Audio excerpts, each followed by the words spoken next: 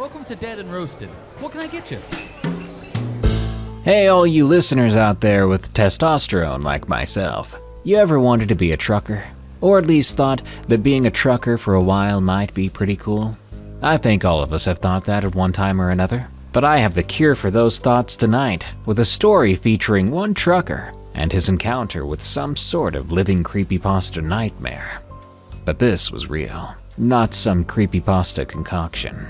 If you want a creepypasta concoction, I've got a new coffee to try out on you. Anyway, I'll meet you in the back, because it's time for my break, and time to share some new scary work stories with you. These are tales from the break room. By the way, if you want to be the employee of the month, please take a moment to review and follow Tales from the Break Room on Spotify and Apple Podcasts. Heck, even consider signing up to be a member at eeriecast.com/plus, where you can unlock members-only content and more. You can also send us your scary work stories at eeriecast.com/submit. Thank you.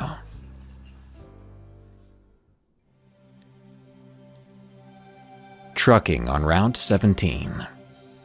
From Burgas. Long-haul trucker here. You can call me Burgas.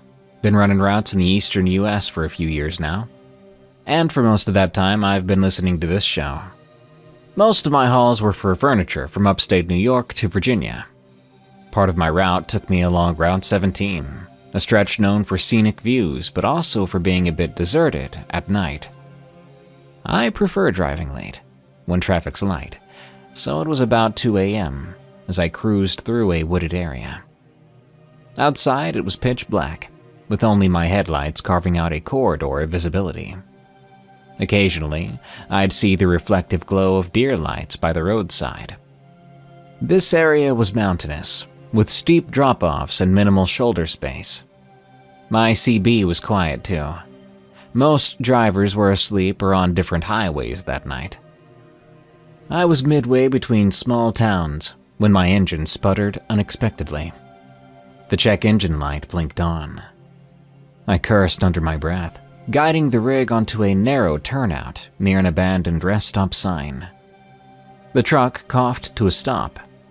Perfect. A breakdown in the middle of nowhere, with no cell reception either. I'd have to wait until dawn or hope a passing trucker might assist. I grabbed my torch and popped the hood. Now, my mechanical knowledge is limited, just enough to get my commercial license, but I wanted to see if there was an obvious loose connection here. The night air was a bit chilly and very quiet. As I fiddled with wires, I heard a faint click-click sound from behind the truck. Possibly the cooling engine, but maybe not. I shone my torch around. Nothing. Just some roadside gravel and a rusted guardrail. Returning to the engine, I tried to keep calm. Then came another noise, this time a gentle tapping on the passenger side door of the cab. I was getting nervous now. No other vehicles had passed by, so who could be knocking? I walked around, then I shone my light on the door. There was no one there. I got the shivers then. I climbed back into the cab and locked the doors, deciding to rest until morning. Stop being paranoid, I told myself. The tapping was just gravel adjusting to the temperature. In the bunk area, I drew the curtain, but I left the driver's seat lights on. Sleep wasn't going to come easily that night, that much I knew. But I still needed to conserve battery power. Minutes later, the tapping resumed. Soft, rhythmic, heck, you could almost call it polite. Summoning up my courage, I rolled down the window an inch and called out, "Hello, I'm trying to sleep." No answer, just the wind in the trees. Then from the side mirror, I swear I caught a glimpse of movement. A figure scuttling out of view like a spider. I shot right up, with goosebumps bigger than my eyes. The shape had been human-shaped, but extremely low to the ground, like they were crawling on all fours. Maybe it was a trick of the dark, or me being way too tired and freaked out. I tried my CB radio, but the static just hissed. There was no one in range. I rummaged around in my duffel for a tire iron. If some lunatic was out there messing with me, I was about to knock him upside the head. The minutes dragged by. The tapping came again from my driver's side. I quickly peered out, seeing at first just the reflection of my startled face. But then, I swear on my life, there came a rasping voice outside, and I'm pretty sure I know what it said. "Open up." I'd never been so terrified in my whole life. That voice was far from natural. I shouted back a threat that I was going to call the cops. But the only response I got was a laugh, which then faded away. I sat there spooning my tire iron like it was my long-lost wife. I recall being extremely sweaty too. That's when the truck began to rock, as if something heavy slammed against the trailer. I could feel it shudder, and at the same time my mind was shuddering too. What was going on? Was I being assaulted by a large animal? A bear? But then came more banging, frantic and purposeful. The cargo area's door rattled. I reached for the interior trailer's monitor screen, which sometimes showed the cargo space. It flickered, but provided no light, just static. The rear door must have been locked from the outside, right? I gathered up the nerve to crawl into the front seat. I swung my flashlight around looking in the side mirrors, and I nearly screamed. A pale face pressed against the glass of the sleeper's small side window. The features were warped, dark eyes, a wide grin, and yellow teeth. The face disappeared the moment my light hit it. I turned the keys in an instant, praying that the truck wasn't completely dead, and I guess someone up there was looking out for me that night, because the truck sputtered to life. The engine struggled, but it held. Without hesitation, I ground the gears into first. The rig lurched forward, and I nearly went off the narrow shoulder, but I corrected it just in time. Whatever was out there screamed so loud it felt like it was in the cab with me. I gunned the accelerator, ignoring the risk of further mechanical damage. My wheels spat out gravel, and the truck roared onto the highway. In the side mirror, I caught one final glimpse of a gaunt silhouette chasing after me on all fours, and it almost caught up. But then it dropped away, fading into the night. I didn't stop until I reached the next populated rest area, maybe 15 miles up the road. Even there, under some fluorescent lights, I was trembling like a little girl. Since then, I've taken extra precautions, making sure I don't drive Route 17 alone at such a late hour, unless it's absolutely necessary. And I triple-check my rig just in case. I'm not going to get stranded with a freak of nature again. Lineman's Late Night Visitor. From Electro Joe. I work as a lineman for a small rural electric cooperative in southwestern Idaho. My job often requires me to travel long stretches of back roads, sometimes in complete darkness, to fix power lines damaged by storms or accidents. There was one particular call about 6 years back that I will never forget. That night around 11, my supervisor radioed me. A series of power lines were down near a lonely 2-lane highway that cut through farmland and patches of sagebrush. I grabbed my gear and hopped into my utility truck. Then I headed out. Light pollution is minimal out there. On a clear night, the stars are brilliant. But the night in question was moonless. The sky was a deep black with clouds drifting overhead, and the farmland below seemed to absorb the darkness, leaving almost no light to guide me. When I reached the site, I realized the downed lines were about half a mile off the main road, near a battered dirt track. After driving carefully, I parked my truck by a leaning utility pole and stepped out. My flashlight beam cut across the ground, revealing bits of wire strewn in the tall grass. Part of the pole was cracked, probably after being struck by some farm equipment earlier in the day. I noted the repairs needed, then started working. 10 minutes in, I heard a soft rustling. I paused and swung my flashlight across the tall grass, expecting a coyote or a rabbit. Instead, my beam illuminated a figure standing about 30 yards away. Whoever it was, they were wearing a hooded jacket, face partially hidden. They didn't move, didn't speak, just stood there. Out here, it's not unusual for curious ranchers to watch the repair work, but no house lights glowed anywhere nearby. It was pitch black farmland in every direction. I raised a hand and gave a half wave, a universal rural greeting, but the figure did not respond. Anxiety pricked the back of my neck, and I shouted, "Hello there! You need some help?" No response. My pulse quickened. There was something unsettling about this situation. I tried to go back to focusing on the wiring, but my hands were trembling ever so slightly. I kept glancing over my shoulder. The figure was still there, no sign of approach. Then, out of nowhere, it just vanished from the beam. I hadn't even seen it move, it was simply gone. For a moment, I figured I was mistaking shadows, but as I swept the flashlight around, I found the figure again, now standing at least 10 yards closer. A wave of dread washed over me. The posture was rigid, almost inhumanly stiff. My rational mind scrambled. Maybe it was a lost traveler in shock or someone playing a prank. Except I hadn't heard a single footstep in the grass, and the stillness was unsettling. I decided to call out again. This time my voice quivered. "Sir? Ma'am? You're on private property out here. Do you need a ride out?" Once more, they gave no reply.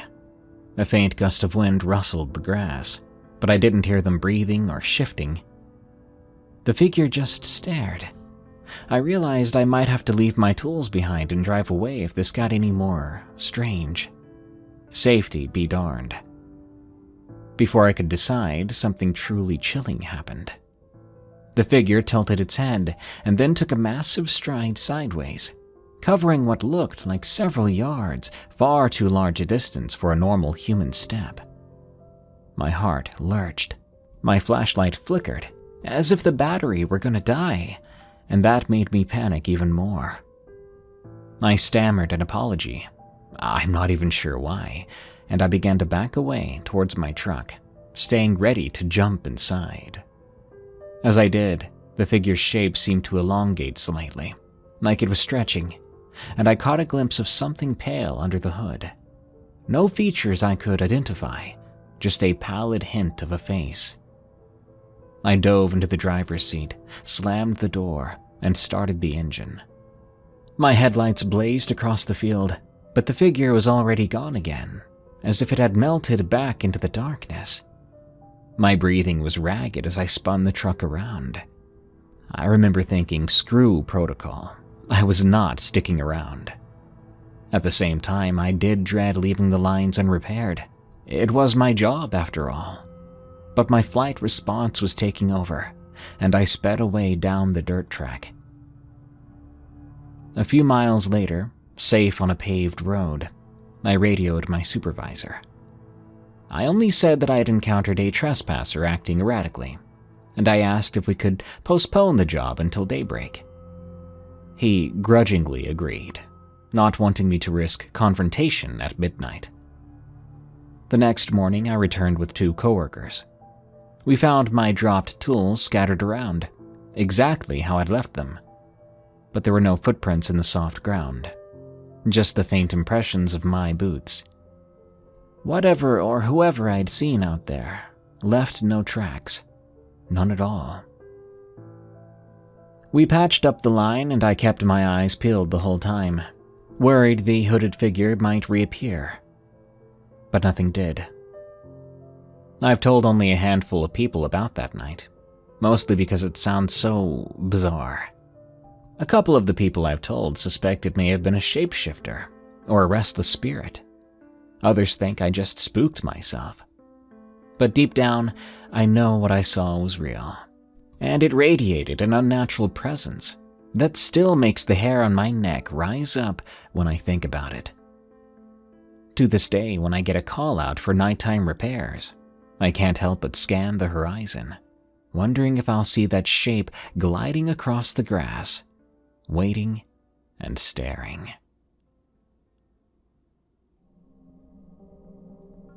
What happened on Ridgeview Pass? From Carlos S. Back in the winter of 2017, I worked for a small municipal road clearing crew in Colorado. Our town was perched high in the mountains, and we were responsible for keeping the roads passable whenever snowstorms rolled in. The job paid okay, but it did involve long nights of plowing in perilous conditions. My story begins in a fierce blizzard that struck one evening. It dumped nearly a foot of snow in a matter of hours. At around 9 p.m., my supervisor tasked me and another driver with clearing a notorious route. Let's call it Ridgeview Pass. It's a winding mountain road with hairpin turns and a sheer drop-off on one side. In decent weather, it offered majestic views of the valley below. But during a storm like this, it became a white-knuckled drive of swirling snow and near-zero visibility. My coworker, Ralph, led the way in one plow, and I followed in the other, leaving tire tracks to guide each other. The wind howled like a wounded animal, gusting hard enough to rock our heavy vehicles. My headlights revealed only a swirling tunnel of snow, so I kept my eyes on the glow of Ralph's taillights. He was maybe 100 feet ahead of me. We made it to a stretch of road, basically a dead man's curve. There had been fatal accidents there frequently before. The ridge fell away on the right and the hillside rose steeply on the left there. Ralph radioed me. "Visibility's terrible. Watch for rockfall." Then his static cut out. As I maneuvered around the curve, something flickered in my peripheral vision. At first, I thought it was a reflection of my plow lights off a roadside snow marker. But then something darted across the road. It was a dark form in the swirling white. I instinctively slowed. My plow lurched as the tires momentarily lost traction, but I managed to keep control. I then looked around for the shape. It could have been a deer or maybe a lost elk, but with these conditions, any wildlife would likely have sought shelter, not just sprint across an exposed pass. I pressed the radio button. "Ralph, you see something cross the road up there?" No immediate reply, more static. My nerves were on edge, so I continued forward slowly.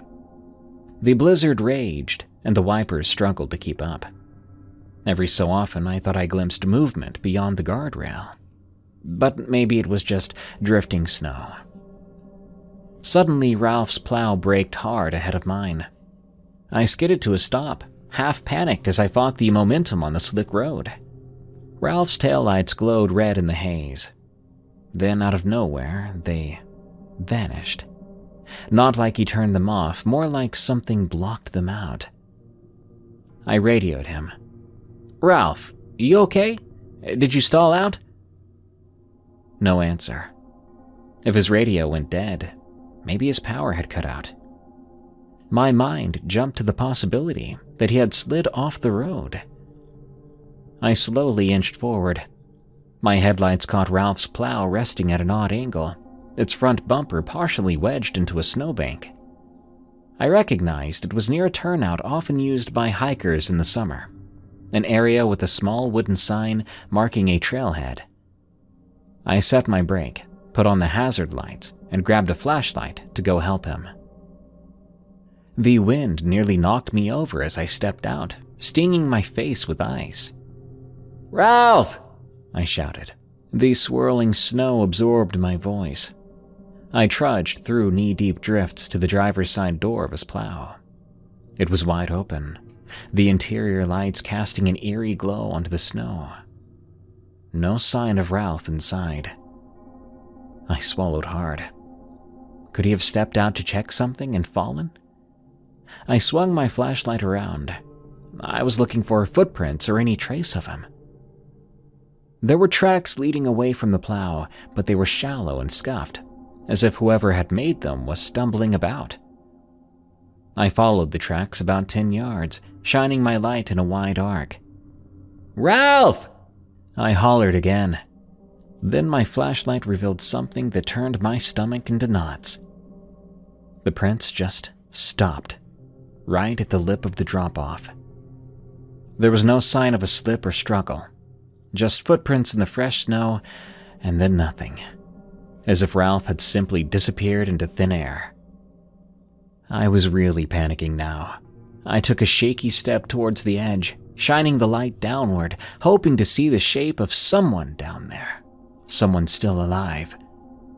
But the darkness below was impenetrable, and the howling wind beat me up from behind, making it dangerous to even lean over. My brain scrambled for an explanation. Had Ralph climbed over for some insane reason? But that was a 100-foot drop at least. I radioed the municipal dispatch, voice trembling. "I can't find Ralph. He's gone." Dispatch tried to calm me down, telling me to wait for someone to come out. For a few moments I stood there, looking around in the swirling darkness, calling Ralph's name but never getting a response. Then it came, a shrill, piercing whistle from my right. It wasn't the wind. No, it was a distinctive, almost human whistle. I spun around in an instant, but all I caught was more blowing snow. Then it came again, this time closer. Goosebumps rose on my arms. The sensible part of me said to get back in my plow and lock the doors, but I couldn't leave Ralph behind. Summoning my courage, I followed the direction of the whistling, which led me toward the trailhead sign. As I approached, I noticed a silhouette partially visible in the near whiteout. It was human-sized, but crouched low, scuttling behind a boulder. I glimpsed what might have been a pale face, with large reflective eyes glinting in my flashlight. My very soul screamed at me to run. When I stumbled nearer, the shape scampered around the rock and vanished from my sight. I realized how vulnerable I was then. Alone, in a ferocious storm, searching for a coworker who seemed to have simply vanished. Another shrill whistle echoed, now from behind me, as if multiple watchers circled me in the blizzard. My throat tightened, fear filling my whole body. I retreated, practically sprinting back to my plow, terrified that some creature was about to pounce on me from behind. I slammed the door, locked it, and radioed dispatch again, urging them to send search and rescue as soon as possible. Then I turned the plow around, leaving Ralph's vehicle behind, my headlights picking up only swirling snow again. In the mirror, I kept expecting to see a shape chasing me down the road. But there was nothing, just darkness and howling wind. Search teams arrived once the storm eased. They did find Ralph, thankfully, and he was alive, though he suffered quite a bit of frostbite.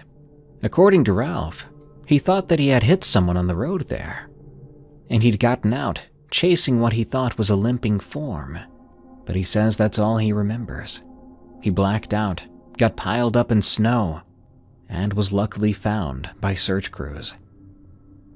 Since this event, I am overwhelmed by guilt. I feel like I left Ralph out there, abandoned in the snow. He could have died because I was so scared that I couldn't stay any longer. Would you have done the same? Or am I just a coward?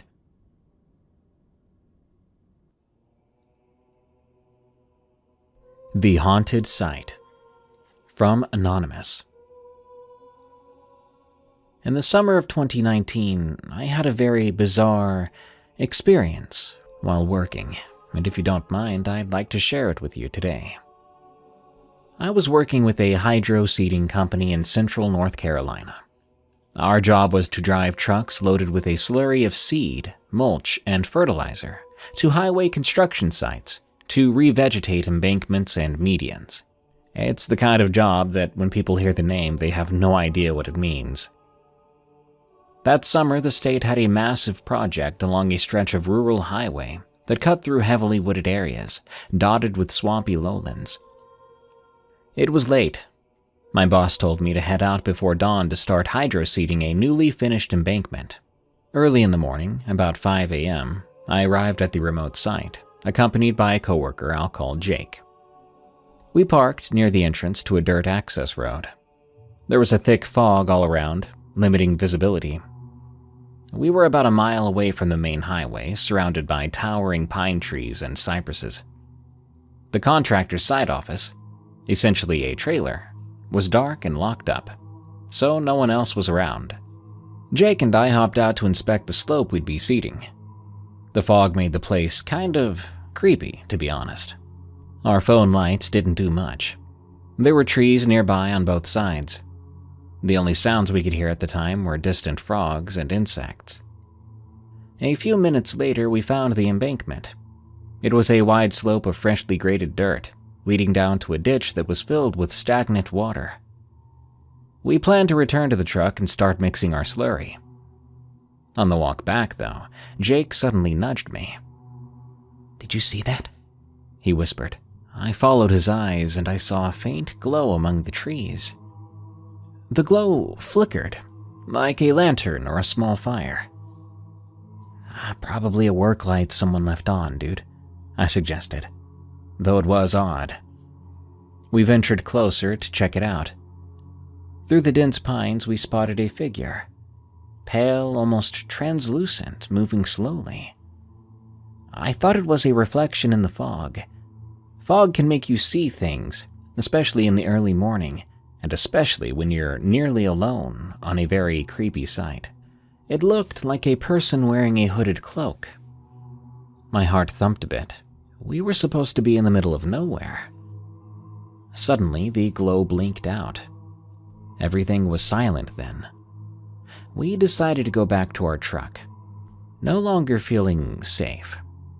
Once back at the truck, we climbed into the cab, locking the doors for peace of mind. The plan was to wait for daylight or until the contractor arrived. Jake fiddled with his phone while I tried to calm my nerves. When the knocks came from the driver's side window, I nearly jumped out of my skin. 3 deliberate taps that made both of us jump. Jake rolled down the window halfway. Outside stood a lanky man, mid-50s maybe, in dirty jeans and a tattered jacket. His eyes were kind of crazy, looking all over the place. "Y'all got a smoke?" he asked.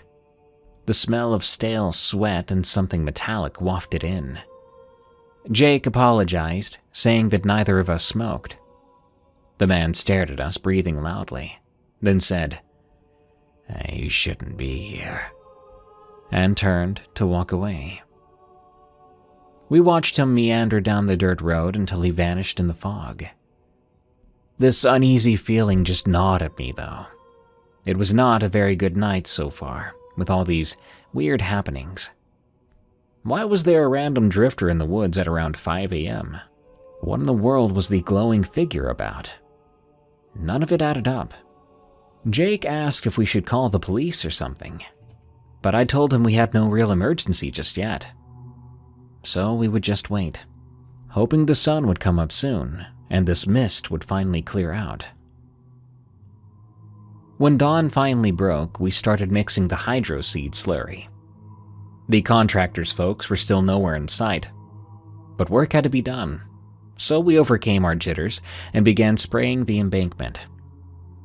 The morning sun did burn away some of the fog, but the low-lying areas remained a bit hazy. I climbed up the slope to check coverage while Jake handled the hose. I spotted some footprints, bare footprints leading around the edge of the ditch. They were fresh enough to see individual toe marks. Strangely, they seemed to appear out of nowhere by a patch of mud, continuing for a few yards, then stopping abruptly. I thought that maybe the person had stepped onto some grass or a solid surface from there, but there was only soft mud beyond that point. So where did they step after that? Feeling spooked, I scrambled back to the truck and told Jake. He shook his head, clearly as unnerved as I was, but we had to continue on. Job to finish. Soon the day became humid, and the cicadas started to do their thing. The contractor finally showed up around 9 a.m., apologizing over and over for his delay. We described the drifter we saw. He told us that no one lived around here. There was only thick forest for several miles. Probably some vagrant, he said, but he'd never seen or heard of one in that area so far. Later that morning, as I hiked to the site trailer to grab some paperwork, I smelled this overpowering stench of rotting flesh. I followed my nose until I found the decomposed carcass of a large dog or coyote behind a stack of drainage pipes. Flies buzzed around it. The creature's limbs looked twisted and broken, and the eyes were gone. My gut churned. I called Jake over to come look. When he saw it, he grimaced, saying how the torso looked almost caved in, like something had fed on it. We warned the contractor, who just shrugged it off, saying that nature can be cruel or was some predator's doing. But in broad daylight, the place was beginning to feel cursed if you ask me. Around noon, we resumed spraying the far end of the embankment. The forest line was just a few yards away there. The day had grown steamy, so the forest was alive with the smell of wet pine. There was suddenly this shriek. It happened so fast and was so creepy, it curdled my blood. Sounded like a woman screaming in agony, but distorted and unnatural. Jake and I instantly locked eyes. I killed the machine's engine and listened, but the forest fell silent again. We stared into the trees, but there was no movement. But then there was a flicker of light again, deep in the pines, similar to the ghostly lantern from before. I heard Jake muttering a prayer then. A branch snapped somewhere and the light vanished. Enough was enough. We told the contractor we would come back tomorrow.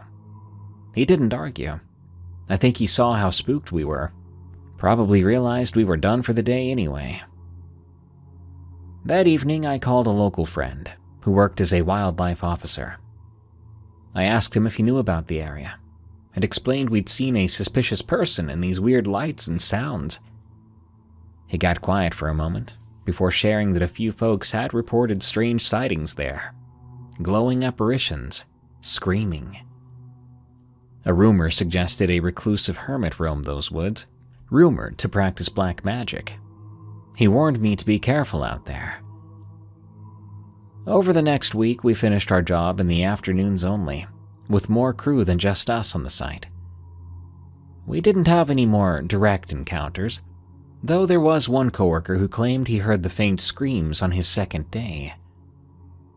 By the time we wrapped up, we were all relieved to leave that freaking stretch of highway far behind.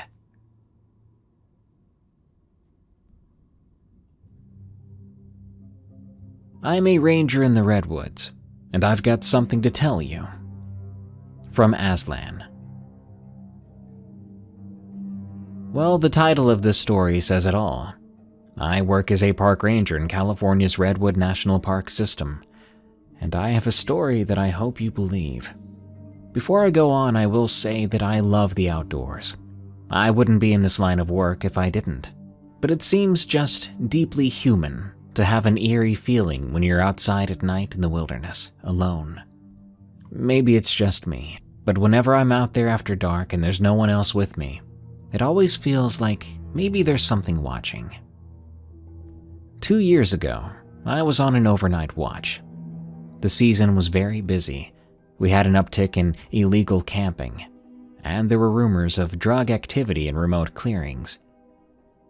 I started at dusk that day, checking the known hotspots for squatters. Around 1 a.m., I parked my Ranger's SUV near an old service road.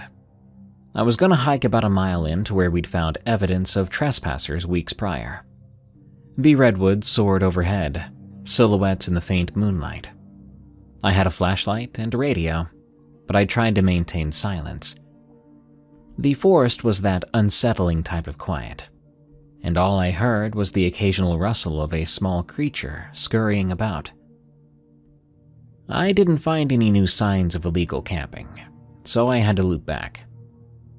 During this trek back, I heard what sounded like distant chanting. It was muffled but rhythmic. I stopped walking and I looked around. Really sounded like a group of people doing some sort of ritual. I then started to move again, cautiously following the sound. It grew slightly louder. I came to a clearing ringed by enormous redwoods. The chanting was distinct now, but I couldn't make out any specific words, so maybe it was a different language, or maybe it wasn't a language at all. I just remember thinking the last thing I wanted to stumble upon was some sort of cult ceremony or a drug deal. I turned off my flashlight and let my eyes adjust. After a moment, I spotted a dim glow near the center of the clearing, and that's when I saw something that you're not gonna believe. There was this faintly luminous orb about the size of a basketball hovering at chest height. The chanting sounds seemed to emanate from it, but I swear to you, I didn't see any people there. No signs of a campfire or lamps or anything, just this strange, pulsing pale blue orb. Something about it filled me with dread, primal and intense. Half of me wanted to back away. The other half told me to go look closer. Maybe it was something from space, some sort of extraterrestrial object, or maybe it was supernatural. I stepped closer. The orb flickered then, and the chanting seemed to shift in pitch, as though it registered my presence. It was then that the orb drifted sideways, revealing something behind it. I wasn't alone here. There was a figure there. Human-shaped, but extremely tall and way too thin. It was so dark that I almost didn't see it, but now I could tell it seemed to be staring at me. The chanting sound reached a crescendo, then ceased. The orb blinked out like a snuffed flame then, and silence fell. My mouth went dry. The figure was still there, only barely visible against the trunk of a massive redwood. I then remembered my radio and fumbled around for it, intending to call for backup. But when I pushed the button, I only managed to whisper. That was when the figure moved, and I'm telling you, it seemed to float rather than walk. And as it moved, I smelled a faint ozone-like scent, reminding me of the air after lightning strikes. Assuming like any person would, I began to freak out. My training told me to remain calm, but that wasn't about to happen. In my freakout, I shone my flashlight at it for only a brief moment, and I glimpsed what looked like a smooth, featureless surface throughout its whole body. I ran away then, stumbling back toward the service road. My radio crackled. A voice came through on the other end, but it sounded like someone trying to speak through water. I couldn't understand them. I grabbed the radio and explained that an officer needed assistance at Zone 3 and it was urgent. But I couldn't tell if my message got through. The static persisted. I heard heavy rustling behind me then, twigs snapping, and I wondered if that thing was chasing me. I ran through those woods, slamming into branches and ferns in the dark. I couldn't hold my flashlight steady. I was more focused on escaping. But no matter how fast I moved, it felt like something was right behind me. Eventually, I spotted the faint reflectors of my SUV. I jumped into the driver's seat, started the engine, and hightailed it out of there with the accelerator floored. Back at the ranger station, I was shaking so bad I could barely fill out my incident report.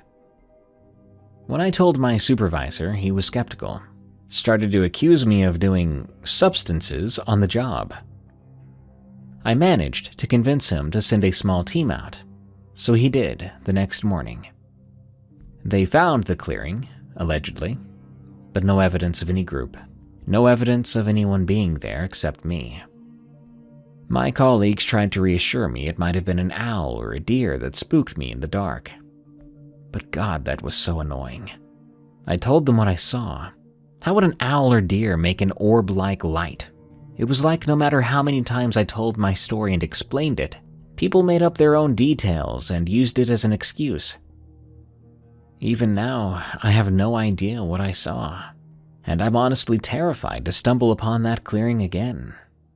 Who knows what I might see next time, or what might see me. Putrid Florida Beast, from M.W. Flint. I've spent most of my adult life poking around in the dirt, and that's not an exaggeration. My name's Eric, and I'm an entomologist, or more specifically, a soil invertebrate specialist who focuses on earthworms. I've been fascinated by them ever since I was a kid, turning over rocks in the backyard to see what wriggled underneath. There's something about these unassuming creatures that I find endlessly intriguing. The way they aerate the soil, recycle nutrients, and generally keep ecosystems healthy from the ground up. That fascination is what led me to Florida last summer, where I was on assignment for an environmental research group funded by my university. It was supposed to be a routine, if slightly humid, month-long field study in a protected forest area. Instead, I found something that still gives me chills whenever I remember it. The forest in question lies on the fringe of Ocala National Forest, though not in the well-trodden parts where tourists frequent. This was a smaller patch of protected land that merges into private property. It's home to a surprising variety of plants and animals: saw palmetto, ancient oaks draped in Spanish moss, cypress knees poking up through swampland, and a labyrinth of game trails that weave between pines. Where I set up my base camp, the canopy was dense enough in spots that the summer sun barely reached the ground. What did reach the ground was plenty of moisture, seeping from the wetlands and saturating the soil. Perfect conditions for earthworms. I arrived in mid-June, right at the start of the rainy season.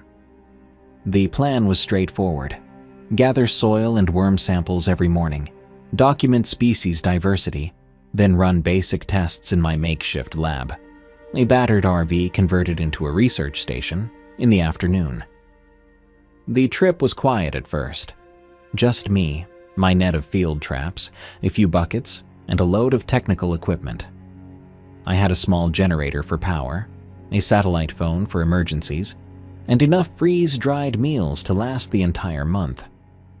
I'd done these sorts of studies before, so I didn't anticipate any big surprises beyond the usual Florida challenges: heat, mosquitoes the size of quarters, and the occasional cottonmouth or alligator if I strayed too close to the water. My first week passed largely without incident. I'd wake up at dawn, slip into my rubber boots, and trek out to the designated sample sites, about half a mile from the RV. Even that short walk felt like an expedition at times, crossing areas of thick undergrowth or splashing through shallow swamp pockets. Once there, I'd record soil pH, moisture content, and any visible earthworm activity. Then I'd collect a few specimens using a basic liquid mustard extraction method, basically pouring a mild irritant on the soil to coax the worms up. I logged each species I found: the usual southeastern natives, plus some invasive worms that likely hitched rides from potting soil or fishing bait. At night, I'd read under a lantern or type up my notes on a rugged laptop, lulled to sleep by the cicada chorus. It wasn't until my second weekend that something truly odd happened. I remember it clearly because the day had been blistering hot and I'd sweated through my shirt at least twice. That evening, I stepped outside the RV to cool off in the twilight. The air was thick with humidity, and the sky was an inky purple with the silhouettes of tall pines cutting across the horizon. I stretched, glancing around for any sign of wildlife. Florida nights can be vibrant, frogs croaking, insects whirring, bats flitting about overhead. But the forest around me was strangely silent that night, as if someone had hit the mute button. I stepped a few yards away, just far enough to catch a hint of breeze. That's when I noticed a flicker of movement near the edge of the trees. My first thought was that it might be a deer or a hog. Both are common, but the shape was taller, more upright. Possibly a black bear, I reasoned, though the silhouette didn't quite match. It stood so still, I wondered if my eyes were playing tricks. I flicked on my flashlight, but by the time the beam swept across that spot, nothing was there. Not a rustle of leaves, not a branch out of place. I felt a subtle chill crawl up my back. Eventually, the natural night noises returned. Crickets resumed chirping. A barred owl hooted from somewhere deeper in the woods. I chalked it up to fatigue and turned in for the night. Over the next few days, I tried to shrug off a nagging sense of unease. The worm samples were coming along great. Some unusual specimens hinted at interesting data. But I couldn't shake the feeling I wasn't alone in that forest. If it was a bear or a curious bobcat, so be it. But typically they steer clear of humans. The idea that something might be watching me, often accompanied by patches of unnatural stillness in the woods, began to weigh on my mind. Yet I never found footprints or scat. I told myself I was being paranoid. One afternoon, I decided to do some sampling closer to the swampy part of the forest, where water pooled around cypress stands. I had about 2 hours of daylight left. The air was thick with mosquitoes, but also prime earthworm territory under decaying leaf litter. I carried my usual kit: small shovel, plastic collection boxes, measuring tape. Because the ground was waterlogged, I wore waders up to my waist. Every so often, I paused to take notes in my field journal. The entire time, I couldn't help but feel hyper-aware of my surroundings, listening for footsteps or heavy breathing. Nothing seemed amiss, though, just the occasional heron squawking off in the distance. Then, as I probed the muck for worms, the smell hit me. A sudden, pungent stench like rotting meat left out in the sun. It was potent enough to make my eyes water. Gagging, I shone my flashlight. The canopy dimmed the late afternoon sunlight around the base of a cypress. I expected to find a dead animal, maybe a boar carcass, but I saw no corpses, no scat, just the swirling water and thick algae. The smell continued, but it felt mobile. Hard to describe, but it was as if a breeze carried it past me in waves. Instinct told me to leave. A sense of dread blossomed in my gut, the same feeling you get when you realize a predator might be near. I started packing up in a hurry when I heard a splash.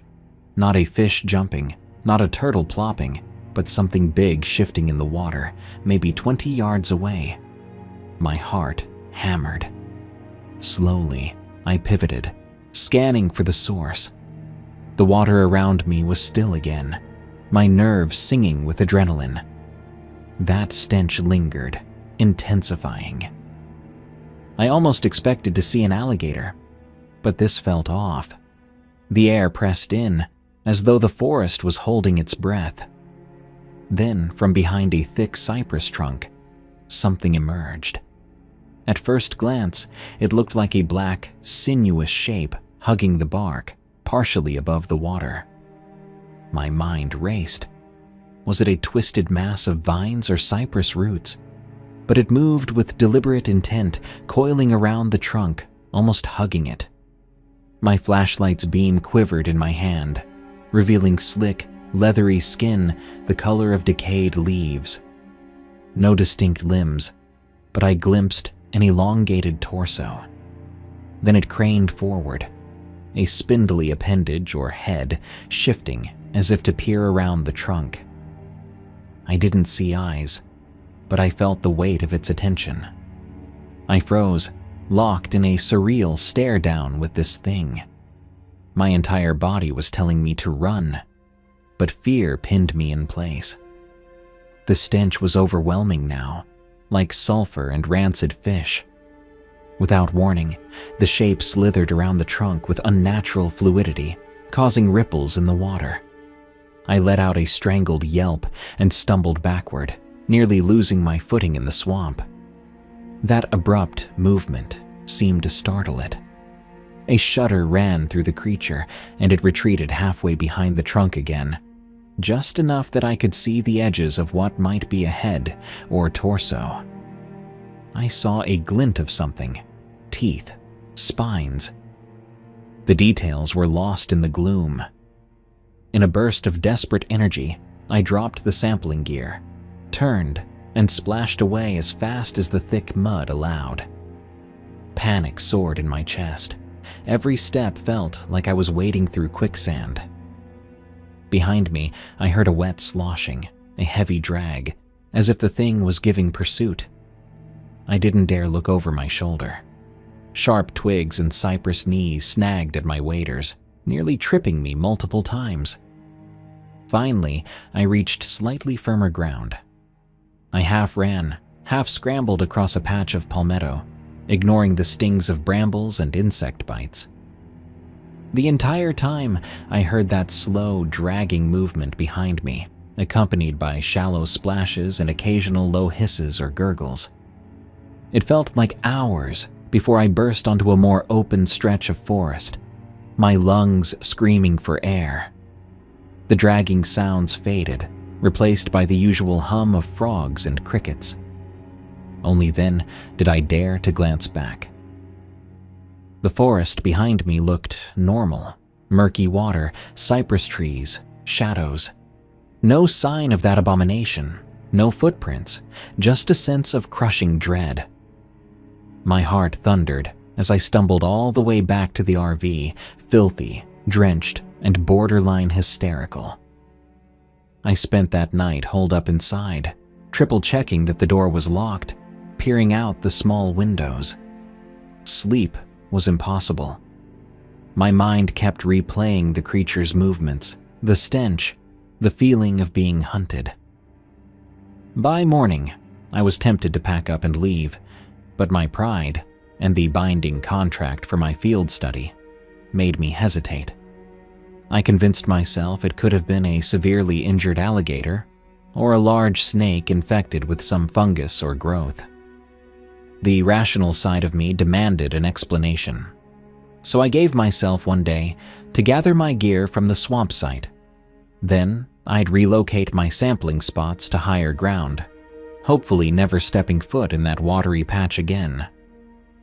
When I returned to that area in daylight, I brought a hunting knife and a machete.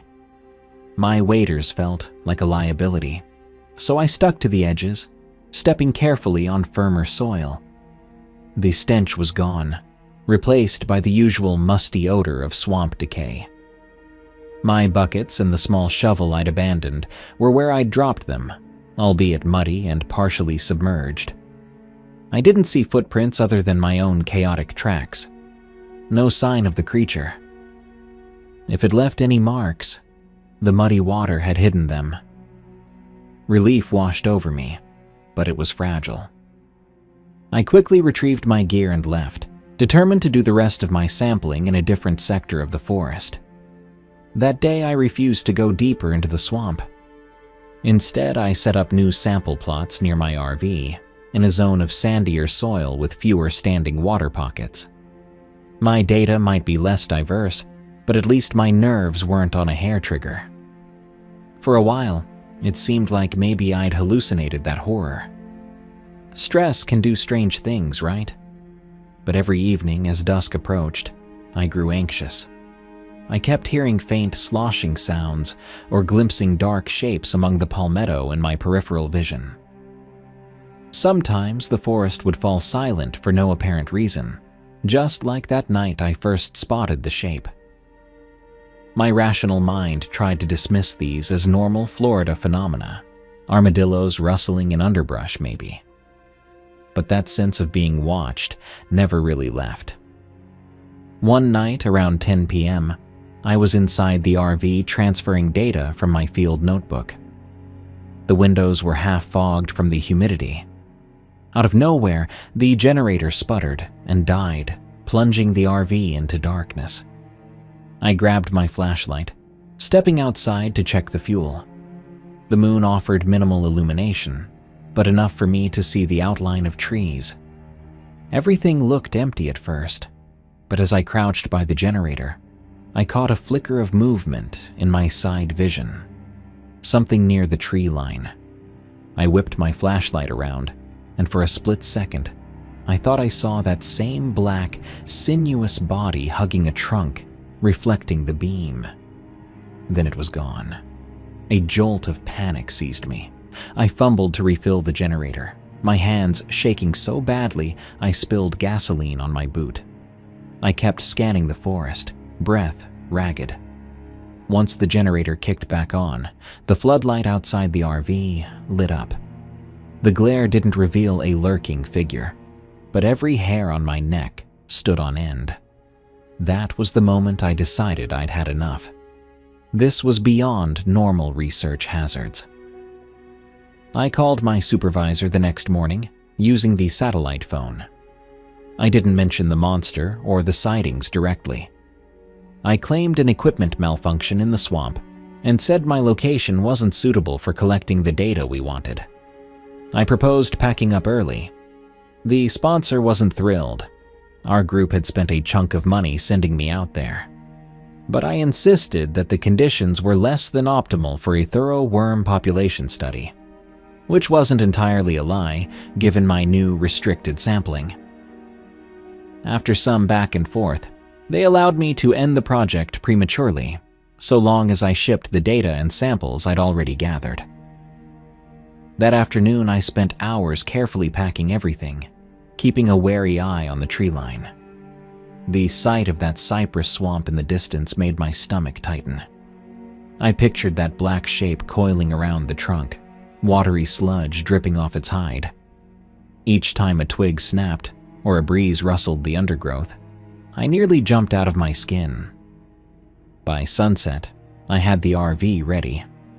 I started the engine, double-checked the campsite, and took off down the rough dirt road that led back to civilization.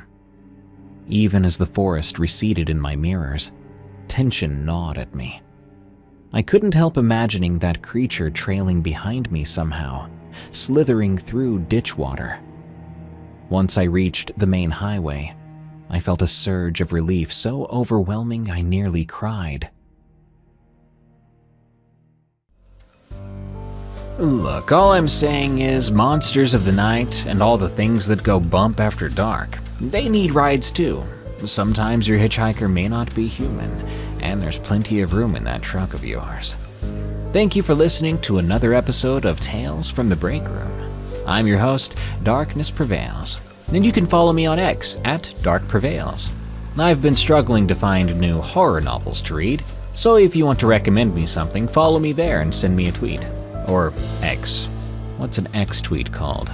An excretion? You will go with that. Before I go, be sure to follow and review Tales from the Break Room on Spotify and Apple Podcasts. Consider signing up to be a member at eeriecast.com/plus, where you can get members-only content and more.